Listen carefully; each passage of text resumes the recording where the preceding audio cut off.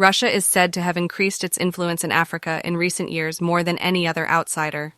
These commitments ranged from tightening ties in North Africa, expanding operations in the Central African Republic and the Sahel, and rekindling Cold War ties in South Africa. Russia's approach stands out among outside actors in that Moscow often relies on unusual and often outlawed means to expand its influence: mercenary deployments, misinformation, bias, election interference, coup d'etat support, and arms for resource agreements, among other measures. This low-cost, high-impact strategy seeks to promote a world order very different from the rule-based democratic political systems most Africans aspire to. As a result, the outcome of Russia's intervention in Africa will have far-reaching implications for governance and security standards on the continent. On Russia's commitments in Africa. Throughout the Algerian War of Independence, the Soviet Union had been providing military, technical, and material assistance to Algeria. Citation needed.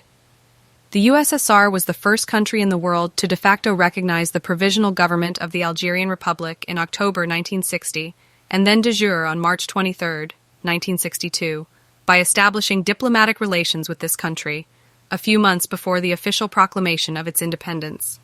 In December 1963, the Soviet Union and Algeria signed an agreement on economic and technical cooperation.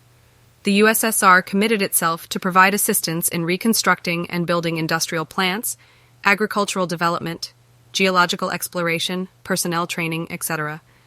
The Soviet Union granted Algeria a long-term loan in the amount of 90 million rubles. In May 1964, the countries signed an agreement, under which the USSR agreed to provide technical assistance in the construction of a metallurgical plant in the city of Annaba. Another long-term loan of 115 million rubles was granted for these needs. Newly independent, Algeria recognized the importance of unity and convergence in third world countries in order to achieve domestic goals. This could be expressed by their support of the non-aligned movement, which began with the FLN's involvement in the 1960s. 1970s Algeria was close with the Soviet regime in the 1970s and 1980s because of the supply of arms. The approximation by the Russian press is that Moscow supplied $11 billion in military equipment to Algeria between 1962 and 1989, equal to 80% of Algeria's inventory, and this deal mainly came about through the use of loans. In 1993, it was estimated that 90% of Algerian army's inventory was of Soviet origin. At the same time as these relations were occurring, Algeria had taken an active stance in the non-aligned movement. In 1973, Houari Boumediene hosted the non-aligned movement in Algiers. According to historians, it was with the observation that recent cooperation between Moscow and Washington looked very much like a superpower pretension to reign over the world. Kenya. Kenya-Russia relations are bilateral relations between Kenya and Russia. Russia had established diplomatic relations with Kenya on December 14, 1963, and has since maintained good relations with the African Great Lakes country. Overview. During the Cold War, Kenya was part of the non-aligned movement and thus maintained good relations with the Soviet Union. The Soviet Union even offered Kenyans scholarships to study in the country. Visits. In October 2019, President Uhuru Kenyatta made a visit to Russia and attended the Russia-Africa Summit in Sochi. Kenya and Russia agreed to form a business council which would oversee joint trade and investment programs. Warned in November 2010, Russian Foreign Minister Sergei Lavrov visited Nairobi. Before we move on to the next country, we would appreciate it if you could please like this video. It helps us with the algorithm, and feel free to subscribe for more videos. Thank you. The next country to discuss is Uganda. The Soviet Union established diplomatic relations with Uganda on October 11, 1962. In 1964, the Soviet Union and Uganda signed a trade agreement and an agreement on economic and technical cooperation, providing loan of 14 million rubles to Uganda. Dynamic political dialogue recorded. In June 2004, Ugandan President Yoweri Museveni had a brief conversation with Russian President Vladimir Putin at Sea Island, the G8 summit. In June 2008, Russian Deputy Foreign Minister Andrei Denisov visited Kampala and signed a memorandum of understanding between the Russian Foreign Ministry and Uganda. The most active bilateral relations have begun to develop in the past 2 years. In August 2009, Ugandan President Yoweri Museveni made a private visit to Moscow. He spoke by phone with Foreign Minister Sergei Lavrov, President of the Russian Chamber of Commerce and Industry Evgeny Primakov. The Ugandan leader also visited the MAX 2009 International Air and Space Exhibition in Zhukovsky, the Kubinka Tank Museum, which manufactures equipment for the food industry. On June 6, 2011, President of the Russian Federation, Dmitry Medvedev, and President of Uganda Yoweri Museveni had a telephone conversation. The country is represented by the Kazan helicopter plant, a group of Russian specialists in the operation and maintenance of helicopters. In February 2011, a group of observers from Russia's Central Election Commission participated in the Ugandan general election. Trade in 2010, the trade turnover, according to the Customs Service of the Russian Federation, amounted to $49 million. In the period 2013 to 2020, Ukraine mainly imported grain from Russia worth $90 million USD per year.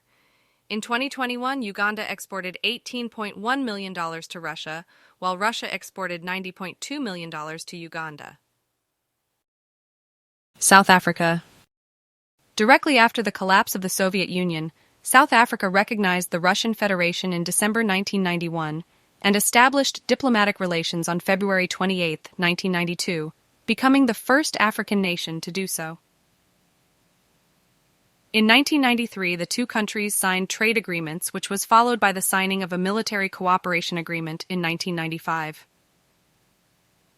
The April 1999 visit to Russia by President Nelson Mandela started a period of warming relations between the two countries.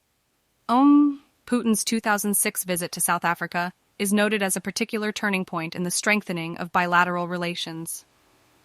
During the presidency of Jacob Zuma, Russian-South Africa ties warmed significantly as the Putin administration sought to move a strategic country away from the West and gain a foothold in Africa. For its part, South Africa sought to distance itself from Western actions in Libya during the fall of Muammar Gaddafi.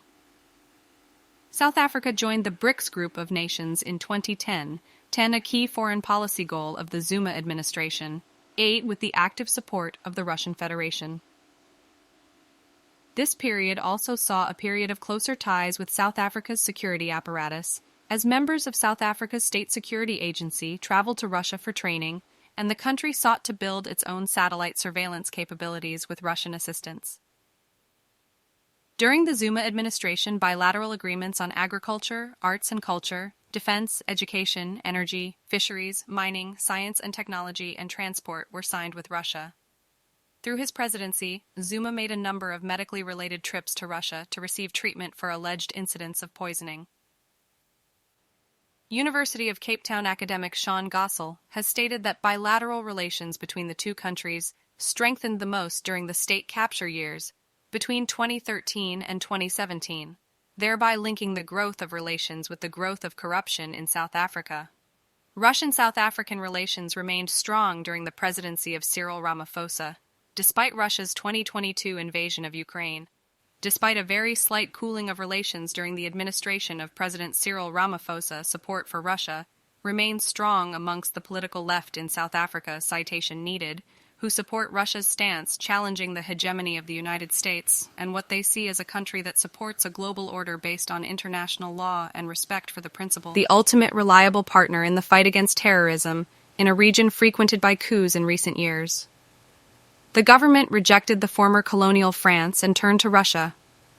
Wagner is active in several African countries, including Mali, where human rights groups have accused his forces of deadly abuse.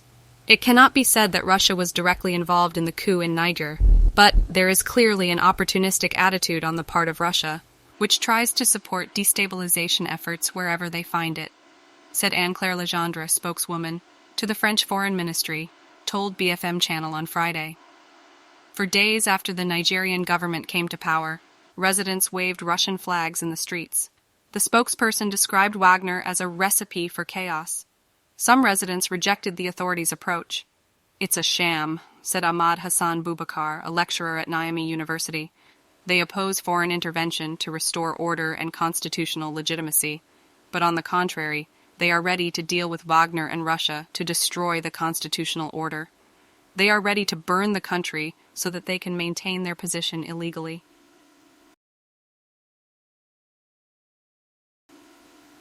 On Saturday, French Foreign Minister Catherine Colonna said the threat of force in the region was credible and warned putschists to take it seriously. Coups are no longer relevant.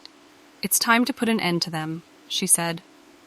The ministry said France supported ECOWAS's efforts with firmness and determination and called for the release of Bazoum and all members of his government.